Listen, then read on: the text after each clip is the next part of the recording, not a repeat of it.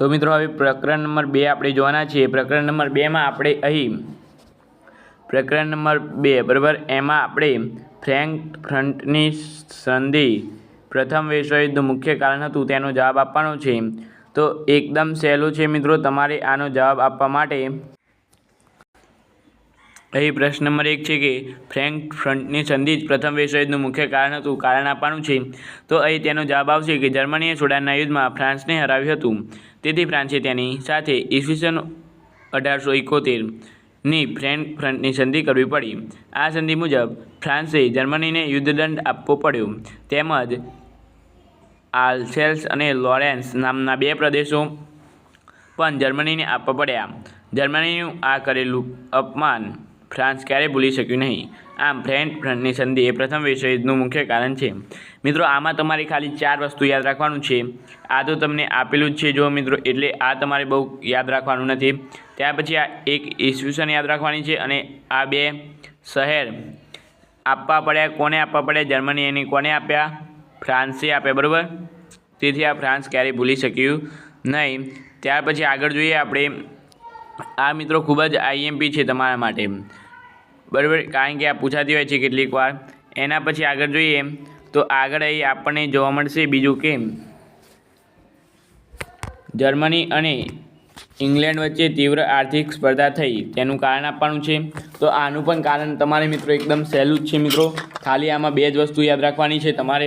જો 2 વસ્તુ યાદ રહી ગઈ તો તમારે આખું કારણ બરાબર થઈ જશે એની ગેરંટી અને વોરંટી સાથે, કારણ કે તમને જો તૈયાર કરતાં આવડતું હશે તો આ થઈ જ જશે। એમાં તમારે અહીં જર્મની અને ઇંગ્લેન્ડ વચ્ચે તીવ્ર આર્થિક સ્પર્ધા થઈ કારણ આપવાની છે, તેમાં એક ઈસવીસન યાદ રાખવાની છે। અને અહીં આટલું રાખવાનું છે કે જર્મની અને ઇંગ્લેન્ડ એ ફ્રાન્સને સરખામણી સસ્તી માલ વેચવો માલ આપ્યો, એટલે કે એશિયા અને હરીફાઈમાં બજારોમાં હરીફાઈ થવા માંડી, જેમાં જર્મની એ ઇંગ્લેન્ડ અને ફ્રાન્સની સરખામણી સસ્તી માલ વેચવા માંડ્યો। આ કારણે એશિયા અને ઇંગ્લેન્ડના બજારો તોડવા પડ્યા અને પરિણામે વચ્ચે તીવ્ર સ્પર્ધા થઈ, બરાબર। આ પણ તમારે ખૂબ જ ઇમ્પોર્ટન્ટ કહી શકાય। ત્યાર પછી આગળ જોઈએ તો પ્રથમ વિશ્વયુદ્ધનું રાષ્ટ્રીય સંઘની પ્રથમ વિશ્વયુદ્ધ પછી રાષ્ટ્રસંઘની સ્થાપના કરવામાં આવી, ખૂબ જ ઇમ્પોર્ટન્ટ છે મિત્રો, આઈએમપી કહી શકાય। અને મિત્રો ખૂબ જ, કારણ કે આ પૂછાતા હોય છે કેટલીક વાર, આવા જ તમારે 2 માર્ક્સમાં પૂછાતા હોય છે મિત્રો, એટલે તૈયાર કરી નાખજો, બરાબર। એના પછી આગળ જોઈએ આપણે તો અહીં તેનો જવાબ છે કે પ્રથમ વિશ્વયુદ્ધની પારાવારની જાનહાનિ થઈ હતી અને અરબો રૂપિયાની સંપત્તિ નાશ પામી હતી। મિત્રો આ પહેલું વિધાન યાદ રાખવાનું છે। પછી આમાં તમે ગપ્પા પણ મારી શકો, આમાં તમે ગપ્પા મારશો તો પણ તમને અડધો માર્ક્સ તો આનો મળી જશે, અડધો માર્ક્સ આનો પહેલી લીટીનો મળશે, 1 માર્ક્સ થયો, અને આટલું લખશો એટલે તમને 1 માર્ક્સ મળશે, બરાબર। ખબર પડી ગઈ? એટલે તમારે પહેલાં આટલું તૈયાર કરી નાખજો, આટલી વચ્ચે જેટલી છે લીટી 2 લીટી એ, બરાબર, એના પરથી તમને મળી જશે। ત્યાર પછી આપણે આગળ જોઈએ તો આગળ છે કે પ્રથમ વિશ્વયુદ્ધને યુરોપીય સ્ત્રીઓ સમાજમાં જાગૃત બની, કારણ આપો।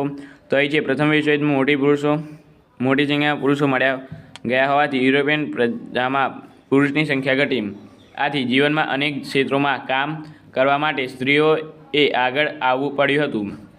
સ્ત્રીઓએ પુરુષની કૌટુંબિક અને વ્યવસાયિક જવાબદારી સ્વીકારી અને ઘરની 4 દિવાલોમાંથી બહાર આવી, તેમને આત્મવિશ્વાસ વધ્યો અને રાજકીય જાગૃતિ આવી। પરિણામે યુરોપ અને કેટલાક દેશોમાં સ્ત્રી મતાધિકાર માટે આંદોલન થયા। આમ પ્રથમ વિશ્વયુદ્ધમાં સમાજની સ્ત્રીઓ જાગૃત બની, બરાબર, એમ કહી શકાય।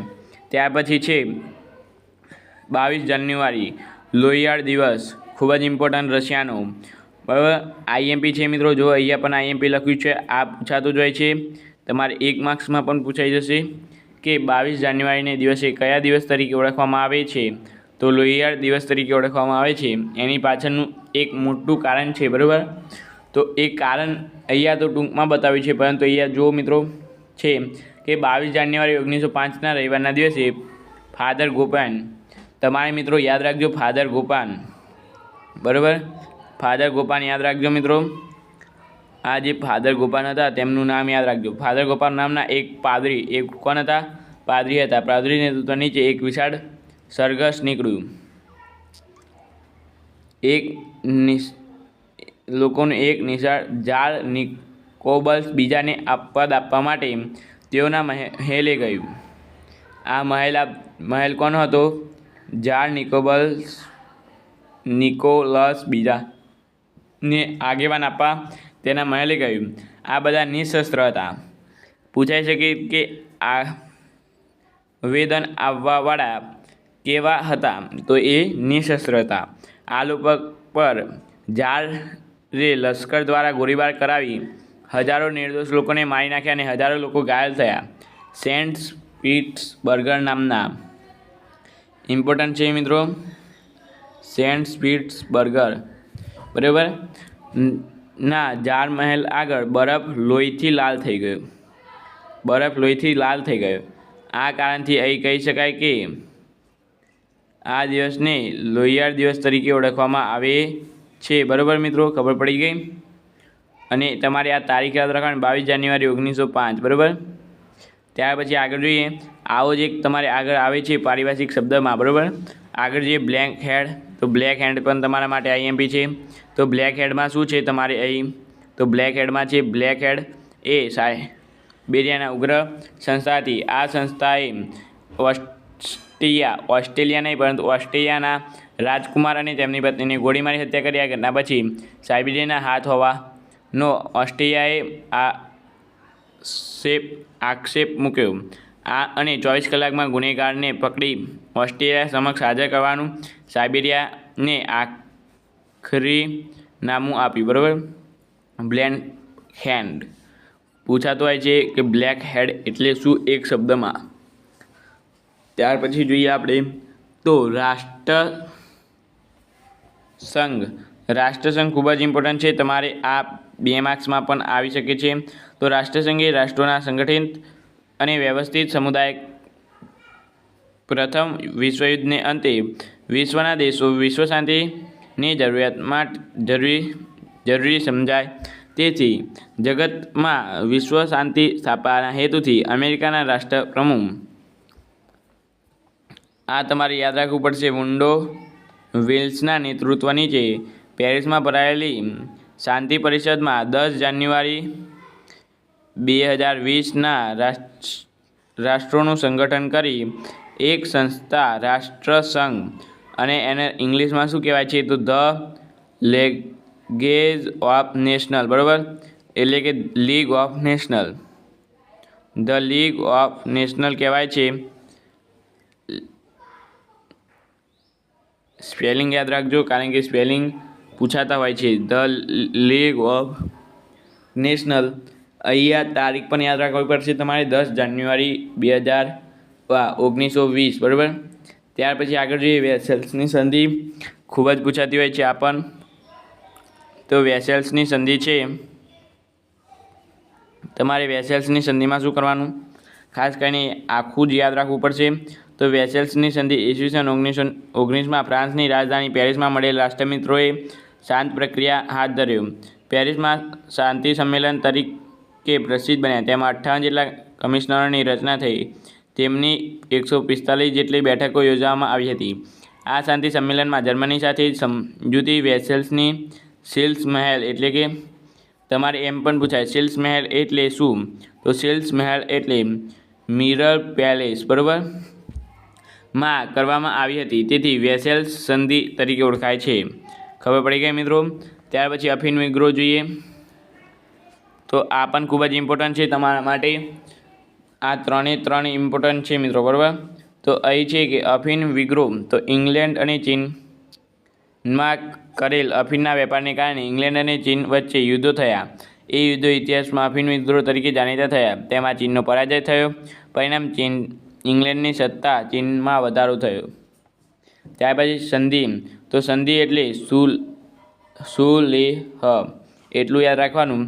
ત્યાર પછી આટલું તો તમારે લખી શકાય કે કોઈ કારણોસર યુદ્ધ થાય અને યુદ્ધને અંતે એક દેશ વિજય પાડે અને બીજા દેશને પરાજય થાય તો આ દેશના વિજેતા દેશની શરણાગતિ સ્વીકારે અને ત્યારે તેને વિજેતા દેશ સાથે સુજેલ કરવી પડે છે, એટલે કે સંધિ કરવી પડે છે, તેને સંધિ કહે છે. અને સંધિમાં પરાજિત દેશને વિજેતા દેશની કેટલીક શરતો માનવી પડે છે. બરાબર, જેમ કે આફીનના વિગ્રહ જોયા એને એક પ્રકારની સંધિ જ કહેવાય. ત્યાર પછી એકીકરણ એટલે શું? તો એકીકરણ એટલે એકબીજા સાથે જોડાણ. એકીકરણ એટલે શું? એકબીજા સાથેનું જોડાણ અથવા અનેકનું એક થવું. બરાબર, એને એકીકરણ કહેવાય. એમાં અહીં છે પ્રથમ વિશ્વયુદ્ધ પહેલાં જર્મનીના ચાન્સેલર બિસ્માર્કે જર્મનીના જુદા જુદા પ્રદેશોને જોડી જર્મનીને એક રાષ્ટ્ર બનાવ્યું હતું, એટલે કે જર્મનીનું એકીકરણ કર્યું હતું. ખબર પડી ગઈ મિત્રો? આ રીતે તમારે કઈ લખી શકાય. ત્યાર પછી લાસ્ટ 3 જોઈએ આપણે. તો લાસ્ટ 3 અહીંયા જ છે. તેમાંથી હું બોલ્શેવિકની ક્રાંતિ તો કંઈ પૂછાતી લાગતી નથી મને. બરાબર, એટલે આ તમારે પૂછાય નહીં. બરાબર મિત્રો, એટલે ખાલી વાંચજો પણ બહુ વાંચતા નહીં, કારણ કે આ પૂછાતી હોતી નથી બહુ મોટા ભાગે.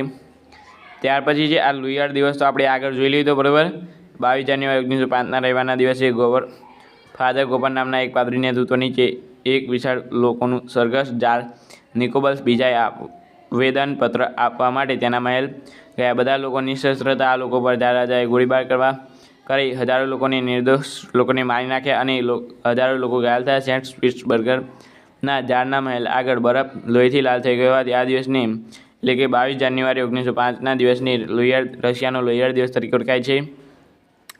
બરાબર, એ થઈ ગયું. હવે એ આપણે એક જ બાકી રહ્યું છે કે સામ્રાજ્ય.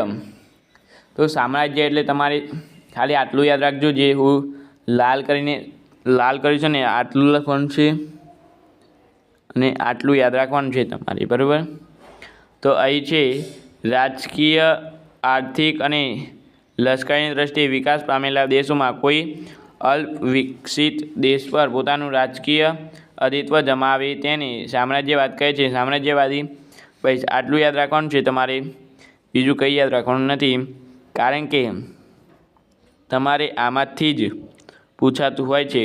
આટલું જ તમે લખશો એટલે તમને માર્ક્સ મળી જશે. બરાબર, ખબર પડી ગઈ? ત્યાર પછી આપણે આગળ જોઈએ. તો આગળ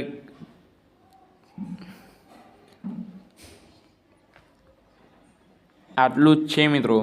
તો અહીં આપણે લુયર દિવસ 2 ફોર આવ્યો, તો આને આપણે IMP જાહેર કરી શકીએ. બરાબર મિત્રો, કારણ કે આ તમારે પૂછાતો હોય છે વારે. એટલે કે પાઠ નંબર 1 કે 2માંથી તો પ્રકરણ નંબર 2માંથી તો કમ્પલસરી આવતું જ હોય છે. બરાબર મિત્રો, તો આ 3માંથી ગમે તે એક આવશે, એ તો એમાં તેઓ જાહેર છે કે આ લુયર દિવસ તો જરૂરથી જ આવશે. તૈયાર કરી દેજો મિત્રો. તૈયાર ના કર્યો હોય તો વાર્ષિક પરીક્ષામાં પણ પૂછાતો હોય છે. તો ચાલો મિત્રો, આપણે મળીશું આ વિડીયો સાથે. Thank you so much. Video જોવાનો ખૂબ ખૂબ આભાર.